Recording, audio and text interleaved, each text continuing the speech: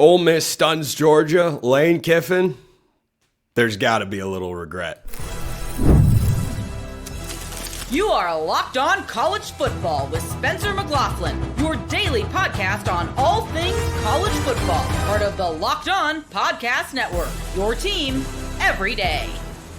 Welcome, everybody, to another episode of Locked On College Football. I'm your host, Spencer McLaughlin. Thank you all so much for making this your first listen or your first view every day. It is part of the Locked On Podcast Network, your team every day, the number one sports podcast network out there, your team every day. Georgia loses with a bye again. Kyle Whittingham gets his coordinators. The portal opens today.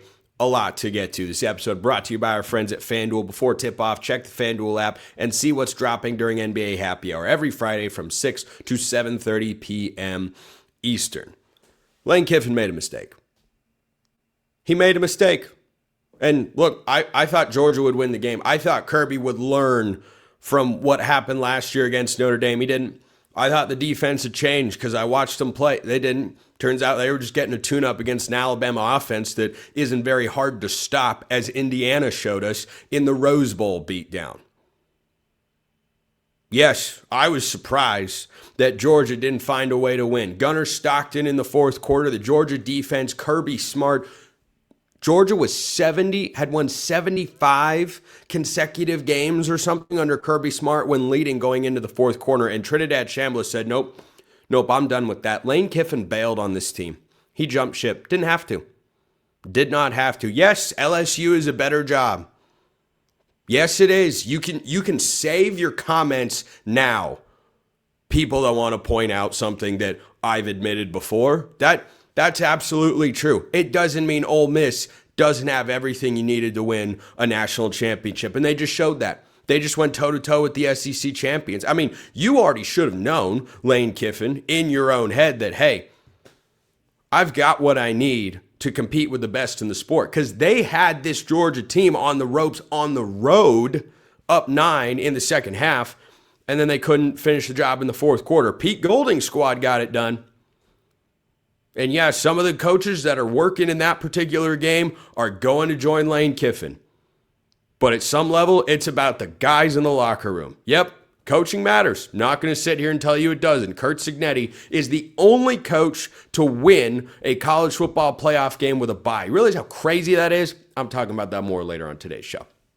But now that Ole Miss, after Lane Kiffin left, took the roster that he assembled, and Pete Golding has gotten them to the national semifinal against Miami. And we know Miami's defense is darn good. Miami's defensive front is nasty. Tackling Trinidad Chambliss is really hard. Georgia had stretches in that game where their defensive line was firing off the ball like the Georgia of old. They were in the backfield immediately, and it didn't matter. Trinidad Chambliss made the most backyard football, schoolyard recess sort of plays of any quarterback in the playoff. It was awesome to watch. Unbelievable football game. Unbelievable individual effort by Trinidad Chambliss, who made big throw after big throw. Dude was playing at Ferris State in 2024, and he's got Ole Miss one win from the national championship game. So the reason that this has to make Lane Kiffin do a double take, he'd never admit this publicly. Maybe he doesn't even believe it in his conscious mind, but in his subconscious, it's got to be there. Boy. I've got to get LSU to the national semifinal, or else it was a mistake, and it's a mistake every year you don't get there. And guess what? Lane Kiffin is likely going to recruit very well at LSU, because LSU's always recruited well. Lane Kiffin's always recruited well. The portal opens today as this show is airing. And Lane Kiffin has been dubbed the portal king in the past. I'm sure he'll kill it at LSU in the portal.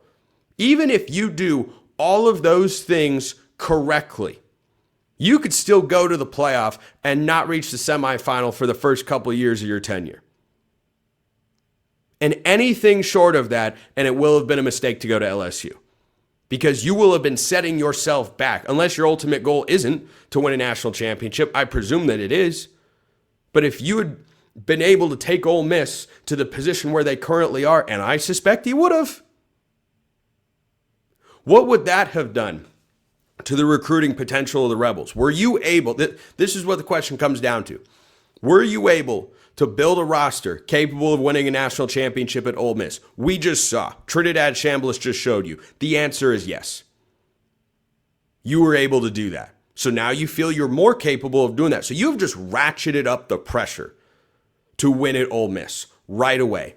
Anything short of making the national semifinal next year. And FanDuel thinks there's a pretty solid chance of that happening.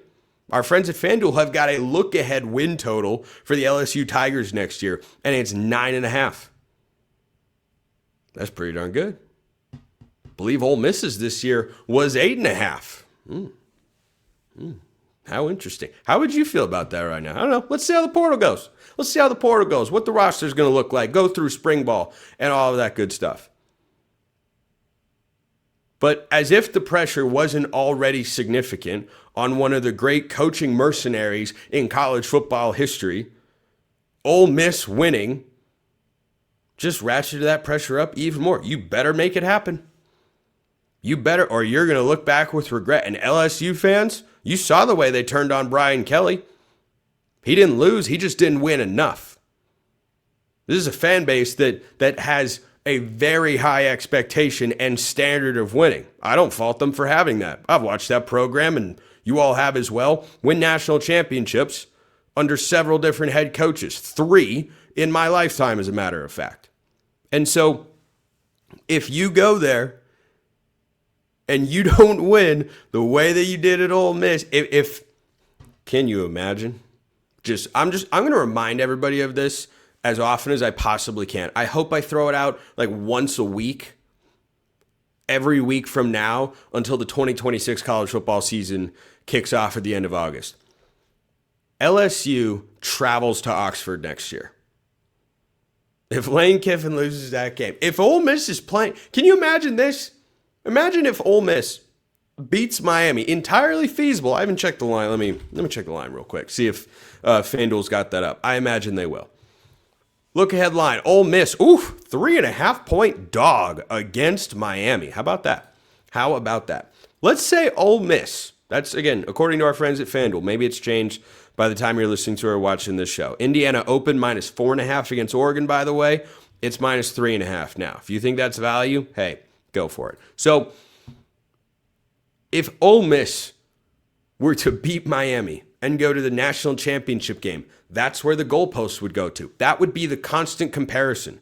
Lane Kiffin would never be able to shake questions from that in his entire time in Baton Rouge until he gets to wherever this LSU team goes. If he's okay being a villain in college football, which obviously he is to a lot of people in Oxford, that's your prerogative. You do whatever you like. But the pressure on you to not just win, you can't just get to the playoff. If LSU pulls an Oklahoma next year, that's not good enough. That's not good enough. If Ole Miss had lost this game to Georgia, it might have been. Because the direct comparison wouldn't have been there as much because, well, the first game was against Tulane, and that's not really a playoff game. You can write that one off. But now that Ole Miss has backed that up with a win over the SEC champions, well, you better win, Lane. He might win. He might win at that level. I'm just saying he better, or that situation could start to spiral. Just ask Brian Kelly if just winning is good enough at LSU. So let me know your thoughts in the YouTube comments below. I'm sure some of you think I'm crazy. That's okay. That's how this whole thing goes. Hit me up on Twitter, however you want to get in touch. Georgia lost again with a bye. Well, where do the Bulldogs go from here? First, this episode brought to you by Rugia. Let's talk about something most men don't bring up, but absolutely should. Stress from work, money, life. It doesn't just switch off at night. And when it shows up at the worst possible time, Rugia Ready is designed to help you take back control. Rugia Ready is a next-generation prescription treatment created to support both the brain and the body so you can feel present, confident, and ready when the moment is right. You connect with a board-certified doctor online, and everything ships discreetly to your door. It is easy to understand why over 150,000 men have already made the switch. Rugia Ready combines 3 clinically proven ingredients in one mint that dissolves under your tongue so it absorbs fast. If you've been thinking about taking the next step, now's the time. Head to rugiet.com/lockedoncollege. That's rugiet.com/lockedoncollege, all caps, all one word, to get 15% off your first order. But it's for a limited time, so you need to act fast. Rugiet ready. Feel present, feel confident, feel ready. Why did I like Georgia going into this game? Because I like Gunnar Stockton. And Gunnar Stockton played the way I expected him to. Why else did I like Georgia? Because they were starting to run the ball better. They outgained Ole Miss on the ground in this one. Why else did I like Georgia in this game? Because their defense looked like they had started to remind themselves who they are. Well, they forgot again. Or at least they haven't figured out how to deal with Trinidad Chambliss, who went 30 of 46 throwing the ball for 362, 2 touchdowns, no picks, and carried the ball 4 times for 13 yards. The Georgia defense had 3 tackles for loss and 0 sacks. Look, Trinidad Chambliss is a difficult guy to tackle.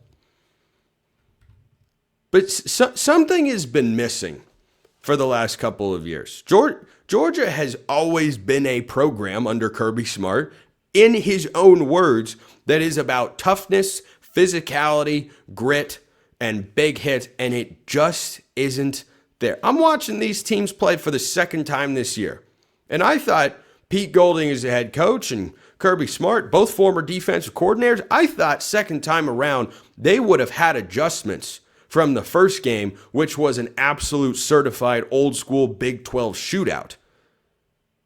And they just didn't, because sometimes the quarterbacks are playing so well, there's not a lot you can do. But that didn't used to be the case. Trinidad Chambliss was at Ferris State. The story of Ole Miss is not as incredible as Indiana, but it's a close second. A former Division II quarterback is playing for Ole Miss, trying to lead them to the national championship game. Their head coach bailed because he felt like there was a better opportunity elsewhere than the one he had right in front of him. And Georgia, for the second straight year, is an SEC champion and is just done. So I can't put my finger on it. I really can't. When I look at the way Georgia recruits, the selective way they've used the transfer portal, maybe Kirby Smart needs to get a new defensive coordinator. I wouldn't be surprised if that change takes place. Would not be surprised at all. 34 points has got to be good enough. It's almost hard to fathom that 34 points isn't good enough to win Georgia literally any football game, regardless of the opponent. But that's the world that we're living in here. I mean, how many opportunities did the Georgia defense have to win this game? And I believed in them, and they let me down. Absolutely let me down. It's not the Georgia offense's fault. Were they exceptional statistically? No. But outside of one touchdown, the Georgia defense, and sure, it's a big play, no doubt about it. But still 27 points from your offense. That's supposed to be enough, and they can't cover. They can't cover. They don't tackle very well. I mean, I could go on and on about the number of things Georgia's defense doesn't do well. Coming off of back-to-back national championships. And this is why, a lot of takes very much sound crazy. People make hot takes, bold takes, rage bait, clickbait, whatever those terms get thrown around way too much. But I've developed a pretty high bar, high tolerance for what I consider to be too hot of a take to actually be reasonable. There's still a line. There's a line. But can you time travel back to immediately after the 2022 season? Georgia has just curb stomped TCU 65-7 to win its second straight national championship, behind the 2 statistically greatest defenses we've maybe ever seen since those old school Miami teams from the late 90s, early 2000s that had an insane amount of NFL talent. And Georgia was putting guys onto NFL rosters via the first round at a rate we hadn't seen before, while also having players selected in the other rounds. Can you imagine going to someone there and saying, hey, in a couple of years, your defense is going to let you down in the playoff? Yeah, that would have been crazy, huh? That would have been a wild take. That's where we are. Because last year, Georgia's offense wasn't great. It was much better today in this playoff game, but defense was about the same. That Notre Dame offense was kind of limited in a number of ways. They could run the ball a year ago, but they couldn't throw it all that well. And yet up front, Georgia just doesn't have the same tenacity, it factor. Maybe they're complacent because they've won 2 national championships as a program. I don't think there are hardly any holdovers, if any at all, from a roster standpoint from those teams. So I don't really know where that would come from. And well, they've won back-to-back SEC championships, so I don't think the coaching staff is mailing it in. Some things are just hard to quantify and put your finger on.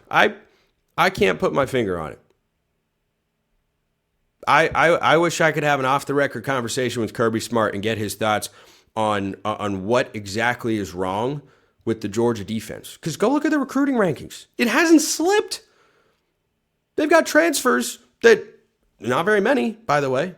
For those of you worried about, too many transfers and all, nope, not Georgia's problem. They still recruit at the top 5 level. They still got a bunch of blue chip NFL caliber talent all over the field. And then they bring in a couple guys like the Branch brothers who were making plays in this game. And they just cannot find a way to make the play. And it feels like they used to. Whenever they needed it, the defense was there, and they just haven't been. 39 points in over 470 yards of offense given up to a guy that was playing for Ferris State last year. Trinidad Chambliss, an unbelievable story. Unbelievable story. So here's the other thing I wanted to bring up. The college football playoff is probably going to expand, much to my chagrin. Maybe we'll get some good things out of it, but yeah, you know where I stand on that. I wouldn't change it. I would leave it at 12.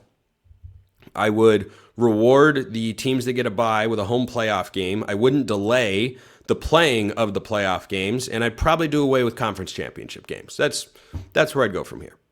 So are we going that direction? Probably not. Are we going to expand the playoff? It seems that way. One of the things that I fully expect to change, given we've now got 2 years of data, this long layoff thing has got to go away. And Curt Cignetti in Indiana did just show you, if you have got the right game plan and the right team and you're the right coaching staff, it can be overcome. But it is not. Texas Tech, 0 points in the first half. And Georgia's offense was perfectly fine in the first half. It wasn't last year. I think they had 3 or 0 points. It was they couldn't get themselves going. It has been a consistent theme, except for Indiana. And let's just start putting Curt Cignetti into that old school Nick Saban category where it's, yeah, this guy's just not normal. He's the exception, not the rule. And yeah, last year, straight seeding was a part of it. Okay, that's totally a fair thing to point out. Yeah, Arizona State and Boise State were indeed seated too high because of a system that was so flawed. They changed it after 1 year because they realized their mistake. All of that is absolutely true. However, Arizona State got it going in the second half and was 1 play away from beating Texas. Do you remember that? 1-7. I don't think we're going to have these long layoffs, which would be good for the sport. It's unfortunate people couldn't see ahead of time. Like the lack of foresight by people running college football and organizing it is truly astonishing. Like it is unbelievable that people like me and many of you out there and a bunch of other pundits and commentators can point out, hey, this is absurd. This is not right. Why are we doing this? And then the college football playoff powers that be, they've got to wait for it to play out, and then they go, hey, I don't think this was a good idea. Yeah, we tried to tell you that. Wrong people are driving the car. That's all I can say. The wrong people are driving the car. Because 1-7, even if you take out, okay, ASU could have won the game, by the way, so I don't really feel like taking them out. They were a conference champion. Would they have had a bye? No. But were they more deserving of being there than Boise, who was semi-competitive in that game with Penn State a year ago? Yeah. Anyway, even if you were to take those two out, you're still looking at 1-5. The best teams that are the most deserving, that have the best regular seasons, it has to change, and I am supportive of that. Because what has always been and will forever be my primary objective, maintain as much urgency as possible on the regular season football games. I don't want this to ever feel like the NFL. We're going to move towards it once they expand the playoff to 16 teams. But what I don't want to have happen, and I think after 2 years of data is going to start to happen, is you might see teams throw games if they've got a chance, winning into the conference championship game. We're good. We're going to rest some guys. Never want to see that. And I don't think it's that far away. I really don't. So I expect that to change. I hope the first round playoff games are the first weekend in December. That would be great. I don't think they'll get rid of the conference championship game. So I guess it'd be the second weekend in December. But then play it after that, and just don't stop. Just don't stop. So, end of rant for now. Kyle Whittingham got his big win. First, this episode brought to you by our friends at FanDuel. Fridays already feel different during basketball season, and FanDuel is making them even better. Every Friday night, before the games tip off, FanDuel gives fans a new way to kick off the weekend with NBA Happy Hour. NBA Happy Hour is your official pregame, a limited time window where special offers drop right inside the FanDuel app before the action starts. So if you want to bet any of these upcoming college football games, and I've been advising you to fade the picks that I hand out here on the show, you would have again been up during bowl season so far. Been a rough go of it for me. I was fully prepared for and expected that. I tried to give some of you advance notice. If you didn't take advantage, well, there are still 3 college football playoff games left, 2 semifinals in the national championship game. There's still time. And there's always time to bet the NBA, NFL, college football, anything you want. FanDuel has you covered. Before tip-off in NBA games, check the FanDuel app and see what's dropping during NBA Happy Hour every Friday. That's today as this show airs, from 6 to 7:30 p.m. Eastern. A little basketball, a little action, and a whole lot of Friday energy. That's NBA Happy Hour only on FanDuel, the official sportsbook partner of the NBA. Kyle Whittingham has officially got Jay Hill as his defensive coordinator, former defensive coordinator at BYU, and he has got Jason Beck, his offensive coordinator from this past year at Utah, coming over to Michigan. I had just a handful of comments that maybe I'm outsizing the impact of, suggest that Michigan should want Devin Dampier instead of Bryce Underwood, and this is a ridiculous take. What Michigan wants, or should want, what Michigan needs is Bryce Underwood with proper coaching.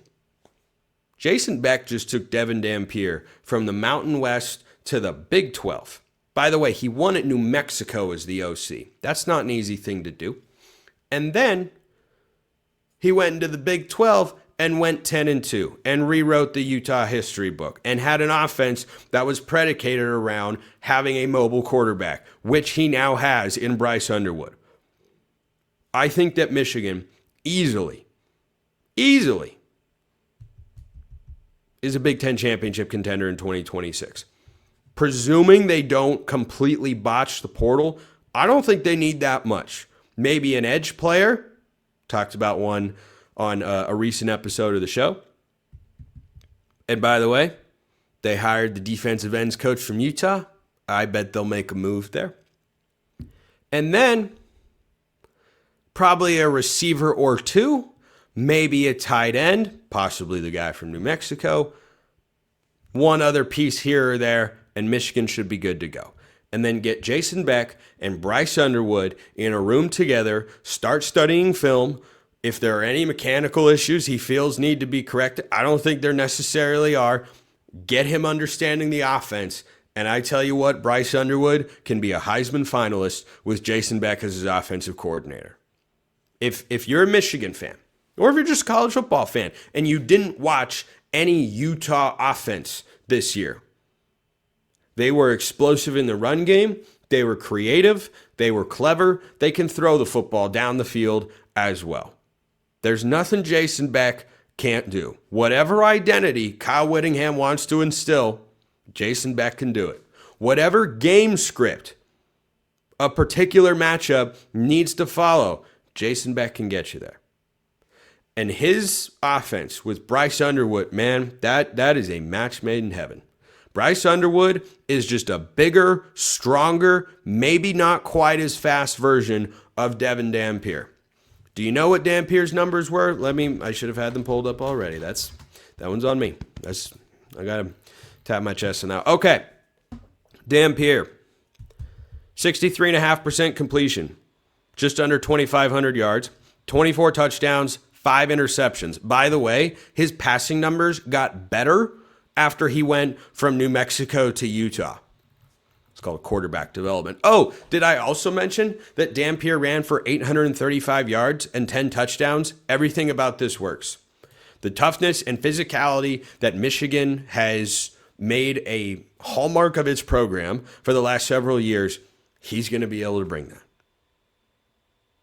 The explosiveness, the consistency, the improvement throwing the football, I think he's going to be able to bring that.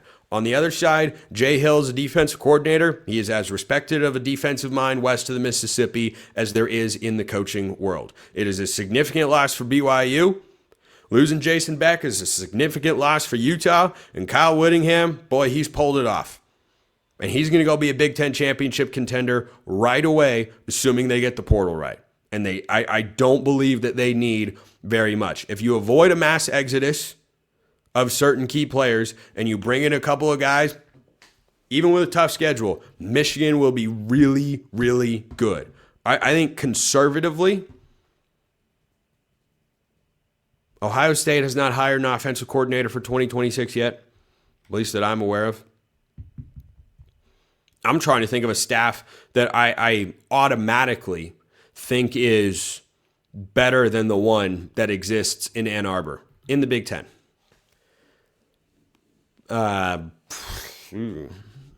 Northwestern staff with Chip Kelly's kind of slept on.